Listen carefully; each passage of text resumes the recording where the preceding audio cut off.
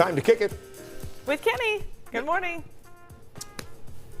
Good morning. A little history lesson here for the Scooby-Doo van. We're here at Penitentiary Glen, and this is so cool. I didn't know the Halley family, Penitentiary Glen, in this part of the Lake Metro Parks, was part of their family cabin.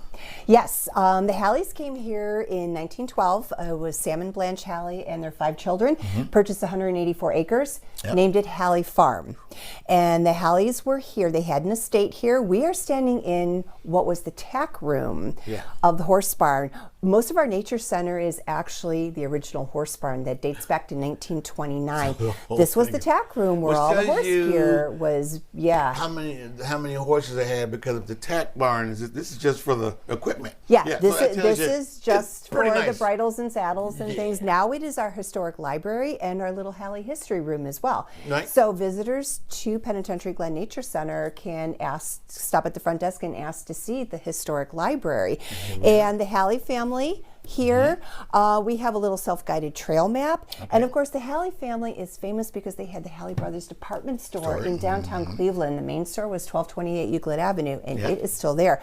So this was their summer home and working farm. They were out here on the weekends and also during the summer. Yeah. Now this is a really cool Kennedy connection right here. This is Anne, who became a very good horsewoman. Yes, Anne Halley was the youngest Halley child, and she's pictured there with Maud Doolittle, who was the family's governess. Yeah. And it was actually rumored that the Halley family enticed Maud Doolittle from the Kennedy family way back when. Look at that. And so Cleveland had some pull. Yeah, so the Halley family wanted their children to grow up and appreciate nature, which is why they had the estate in the country here. And Maud Doolittle would take the kids down in the gorge for gorge hikes and teach them all about nature. How about that? Right there.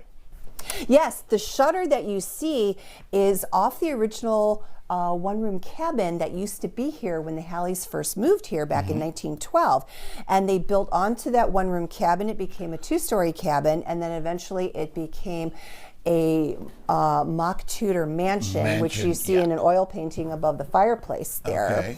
That was painted by a family friend of the Halleys. Very nice. So a lot of the things that you see in the cases here, and this is visitors can come and request to see the library. A lot of the items in these diorama cases were donated to us because they're items from the department store, but also items that were found here during different renovations that occurred. Over here, as we wrap up, let's talk about the trunk and then the picture of the gentleman. Okay. Where we're sitting. The trunk that you see actually belonged to Sam Halley, and you'll see his picture there in the little diorama case. The gentleman seated in the chair in the corner was Jack Burnett, who he and his family were the farm managers here and farmed the property, because this was an actual working farm as well. And they kept the property up for the Halley family and kept things, they would, vegetables and produce Sam Halley would take to the department store. Where he's sitting is exactly where we're... this corner here, let's stand where he's sitting. Okay. Now, he was sitting there in 1917-ish, and here we the are. Burnett family came in 1917 and became the farm managers for the Halley family. Feels a bit different. Yes. And then you see some of Anne Halley's horse trophies there on the fireplace. Well, we're learning a lot right here at Penitentiary Glen, the Halley family connection, and a connection that you can come in and experience and see yourself. Wendy, you're so amazing. We're going to see you back later on. Okay, yes, awesome in Candyland. All right, back to you guys in the studio. The things you learn when you wake up at 4 o'clock in the morning. Oh my gosh. We look forward to it daily. Thank you, Kenny. Your time now is 7:25. Stay tuned for that second cup of coffee.